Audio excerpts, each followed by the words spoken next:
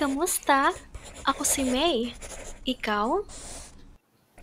Hello there!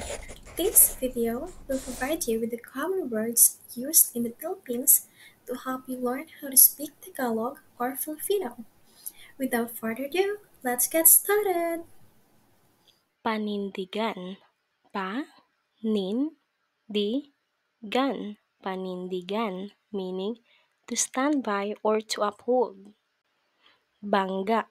Bangga. Bangga, meaning crush. Regular. Regular. Regular, meaning regular. Inaantok. Inaantok. Inaantok, meaning sleepy. Kapitbahay. Kapitbahay. Kapitbahay, meaning neighbor.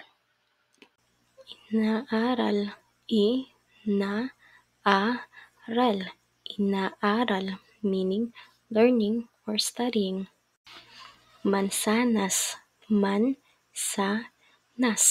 Mansanas, meaning apples. Tulungan. Tulungan. Tulungan, meaning to help. Muli. Muli.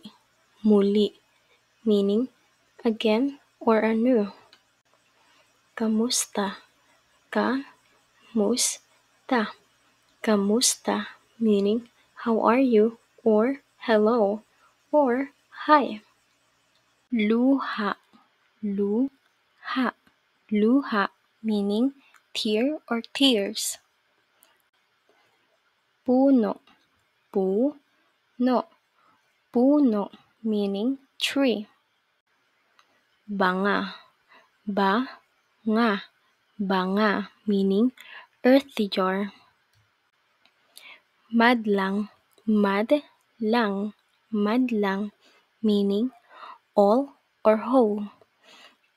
It's often used in phrases like madlang people, which means to all people or the whole community.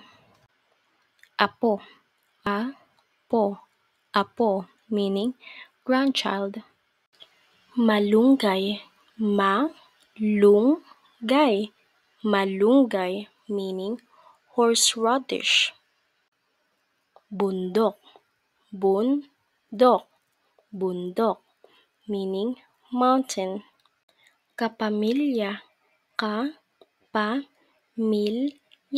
Kapamilya, meaning a family member. Inaanak. Inaanak. Inaanak, meaning godchild. Kapangalan. Kapangalan. Kapangalan, meaning same name or someone with the same name. Maglalakad. Maglalakad. Maglalakad, meaning about to walk or will be walking. At. At. Meaning and. Uy. Uy. Uy, meaning hi in casual way. Bahid. Bahid. Bahid, meaning stain or smear.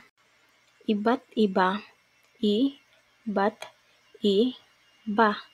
Iba't iba, meaning variety. Thank you for learning with me. I hope to see you soon. Paalam!